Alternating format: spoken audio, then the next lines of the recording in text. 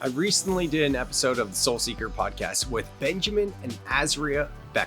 Now, they wrote a book called Becoming. At the core of this book and their work, it's all about integration. It's all about integrating your spirituality, even your plant and earth medicine experiences, into everyday life. In this episode on the Soul Seeker podcast, we covered so many things from career transitions, because as you guys know, many of you have experienced this. When we go on this spiritual path of remembering, awakening, self-discovery, one of the most constant themes amongst most people is a career transition. However, there's not really much guidance or help in terms of navigating that. And I really loved what Benjamin and Azyra had to say in this clip. And I'm going to show you guys a few clips from the podcast. If you want to go deeper and learn from them, connect, and really hear from their wisdom, check out the Soul Seeker episode number 201. Description is in the show notes. This sort of like light at the end of the tunnel phenomenon, right? Like when I get that promotion, or when I make my $5 million a year, whatever the threshold is for whoever's listening to this and might be resonating, it doesn't actually matter. But there's always this sort of, I'm going to push myself and I'm going to force myself to do things I don't want to do so that I can get to this place. And then when I get to this place, then I'm going to be happy, and then I'm going to be able to be relaxed, and then I'm going to be able to be purposeful. And that paradigm is what's dissolving right now in a big way. But because it's also still a newer thing, this was such a deeply embedded belief system for so long that now, for those who are starting to break out of it and realize, hold on, that's an illusion. No matter what the next thing is that I assign my happiness to, the core of it is it exists outside of the present moment. So therefore it must always remain an illusion. Once you have that realization, which I would say is a fundamental part of the awakening process, now things get complex, right? Because then it's like, okay, if that's true, then from a career perspective, what do I do? As Benjamin said, light me up. And the only way to answer that question is to actually find out, who am I really? Without that awareness, without those questions, you can't actually choose a new career that ultimately will fulfill you, because you haven't done that first step of the work to align your inner truth, your inner joy with that daily external work that you're creating in life. And so I think for a lot of people find themselves in a gap where it's like, I know I can't do the old thing anymore. I know I can't go to this job anymore or run this company anymore or whatever the thing is, but I also don't have any idea what's on the other side of letting it go. We talk a lot about death in our work and death portals, and that gap is that death portal. It's like the abyss or the threshold between two known worlds, and you have to traverse that unknown valley of completely letting go of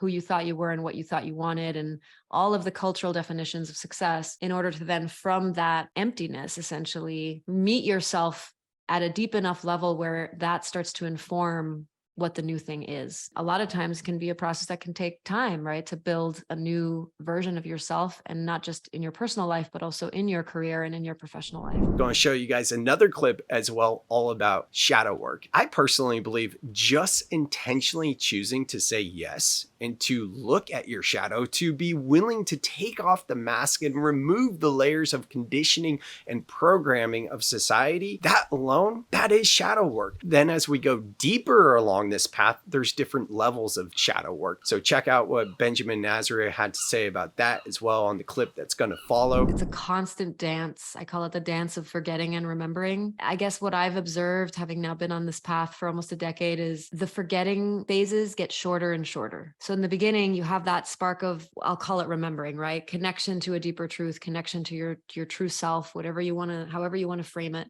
Connection to a higher power. You get that felt remembrance, that felt sense of like, yes, this feels right. This feels true. How do I hold on to this feeling? And maybe it's in a meditation or a breathwork session or a really intimate connection with another person or a plant medicine ceremony, whatever the thing is, right? But usually it's outside of the context of our daily lives. Then we go back into our daily lives, and then the habits and the routines and the pressures of society kind of just keep coming back in. And we fall, often without realizing it, back into the forgetting. So we forget what we felt in that moment of truth. We kind of have a vague memory of it, but we can't really quite touch it anymore. It's not as vivid or visceral, but we know that it exists and we know that it felt real, right? So then it's like, okay, what do I need to do to tap back into that? And then you start to get better and better at creating the circumstances that facilitate that connection. And that's where all the practices come in. The daily practices can really help with that because you're creating circumstances for yourself, physiologically, psychologically, spiritually, in all the ways, right? You're creating the space and the time, the practices to help you come back into that remembering. And the final clip I'm going to share with you guys is a conscious approach to social media and creating from a place of inspiration